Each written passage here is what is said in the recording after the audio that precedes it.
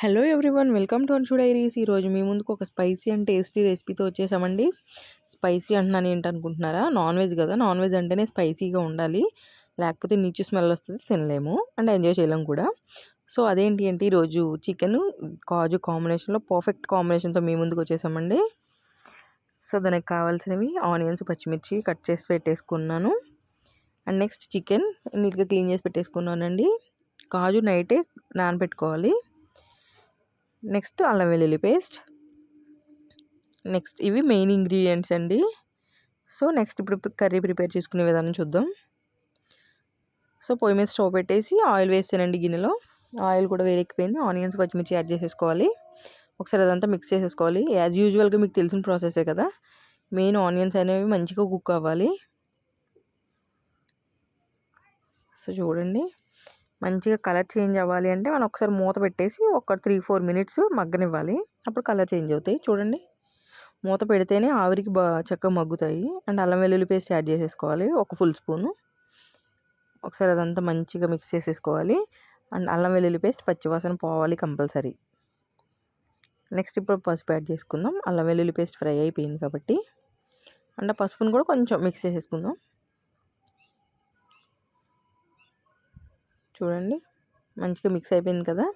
Next ఇప్పుడు మనం clean చేసి పెట్టుకున్న కాజు యాడ్ చేసేసుకోవాలి. కాజు కంపల్సరీ నానబెట్టుకోవాలండి. నానబెట్టుకుని కర్రీ చేస్తేనే పచ్చి కాజు ఉంటుంది కదా, దాని టేస్ట్ వస్తుంది అనమాట, బాగుంటుంది. నెక్స్ట్ చికెన్ యాడ్ చేసేసుకుందాం. ఓకే, ఇప్పుడు మొత్తం చికెన్ అంతా మిక్స్ చేసేయాలి. ఆ పసుపు అదంతా పట్టాలి కదా.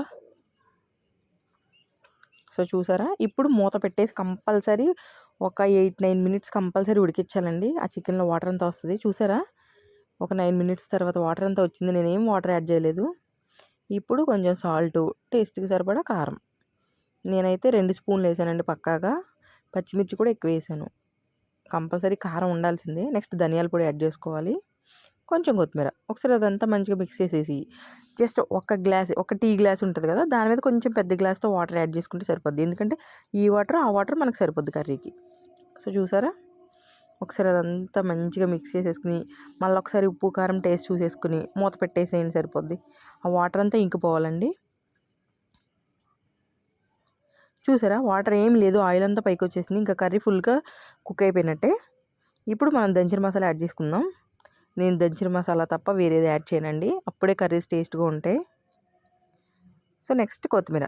నా చేతికి ఎంత వస్తే అంత తీసేసేస్తాను కొత్తిమీర. చాలా ఫ్లేవర్గా ఉంటుంది అండ్ బాగుంటుంది కూడా కర్రీసు.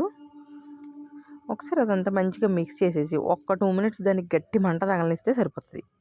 జస్ట్ 2 మినిట్స్ మాత్రమే, ఎందుకంటే ఫ్లేవర్స్ పట్టడం కోసం. చూసారా, ఒకసారి మొత్తం మిక్స్ చేసేసుకున్నాం. గ్రీన్గా రెడ్గా భలే కనపడుతుంది. మూత పెట్టేసి ఒక 2 మినిట్స్ అయిపోయిన తర్వాత డిష్ అవుట్ చేసుకుంటే super and tasty and spicy curry ready కదా. చూడండి, ఇది రైస్ కానీ రోటీకి కానీ దేనికైనా పర్ఫెక్ట్ కాంబినేషన్ అనే చెప్పాలి. చాలా అంటే చాలా బాగుంటుంది. లైక్ చేయండి, షేర్ చేయండి, సబ్స్క్రైబ్ చేయండి. Thank you for watching.